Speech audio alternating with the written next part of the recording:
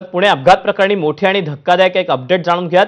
पुण्यातील बावधनमध्ये हेलिकॉप्टर कोसळून 3 जणांचा मृत्यू झाला आहे। ते हेलिकॉप्टर पुण्यातून मुंबईकडे सुनील तटकरेंना घेण्यासाठी चाललं होतं। मुंबईत येऊन तटकरेंना घेऊन पुन्हा हेलिकॉप्टर उड्डाण करणार होतं, परंतु मुंबईला पोहोचण्याआधीच पुण्यातील बावधन बुद्रुक परिसरात हेलिकॉप्टर कोसळलं। हेरिटेज एव्हिएशन कंपनीचं हेलिकॉप्टर असल्याची माहिती मिळते। याशिवाय ट्विन इंजिन ऑगस्टा बनावटीचं हे हेलिकॉप्टर होतं असं देखील कळतंय। सकाळी 7 ते 7:30च्या दरम्यान पुण्यातल्या बावधन बुद्रुक परिसरामध्ये हे हेलिकॉप्टर कोसळलेलं आहे आणि यामध्ये 3 जणांचा मृत्यू झालाय। दरम्यान धुक्याच्या मुळे डोंगराळ भागात हेलिकॉप्टर कोसळल्याची माहिती मिळते।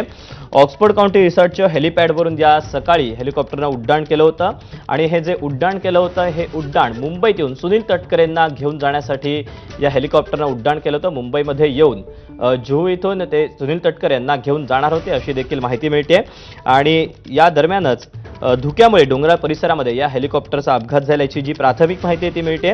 यामध्ये 2 पायलट आणि एका इंजिनियरचा मृत्यू झालेला आहे। दरम्यान ज्यावेळेला हे हेलिकॉप्टर कोसळलं त्यावेळेला हेलिकॉप्टरला आग लागली, त्यामुळे मोठं नुकसान झालेले आहे। या परिसरामध्ये हेलिकॉप्टरचे तुकडे देखील पसरलेले आहेत।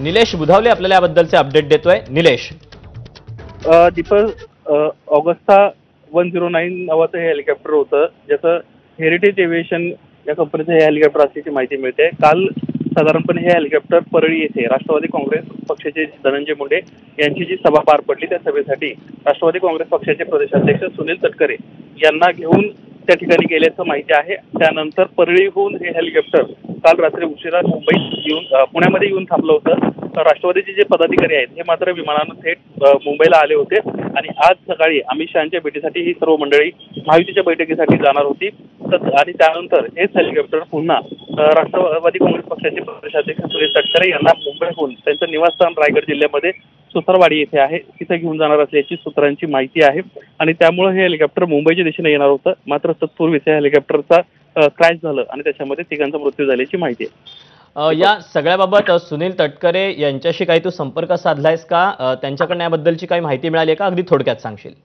त्यांच्याशी बातचीत करण्याचा प्रयत्न केला, मात्र ते देखील या संदर्भातली अधिकची माहिती घेण्याचा प्रयत्न करत असल्याची माहिती त्यांच्या कार्यालयाच्या वतीनं देण्यात आलेली आहे। अद्याप या हेलिकॉप्टर संदर्भातले अधिकचे जे तपशील आहेत किंवा त्या हेलिकॉप्टरची स्थिती कशी होती किंवा त्या हेलिकॉप्टर कशा पद्धतीनं आज त्यांचा प्रवास होणार होता याबाबतचे अधिकचे तपशील अजून येणं बाकी आहे। मात्र जी प्राथमिक माहिती मिळते त्यानुसार हे हेलिकॉप्टर सुनील तटकरेंना त्यांच्या निवासस्थानी घेऊन जाणार होतं रायगडला। निलेश, धन्यवाद दिलेल्या सविस्तर माहितीबद्दल।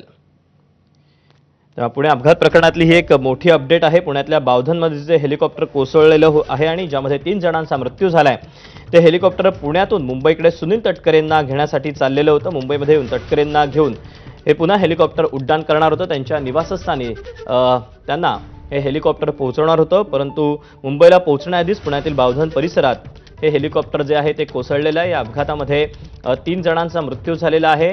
जी प्राथमिक माहिती मिळते त्यानुसार धुक्यामुळे हे हेलिकॉप्टर कोसळून या हेलिकॉप्टरला आग लागलेली आहे। आणि बातमीसोबतच बुलेटिनमध्ये वेळ झाली आहे।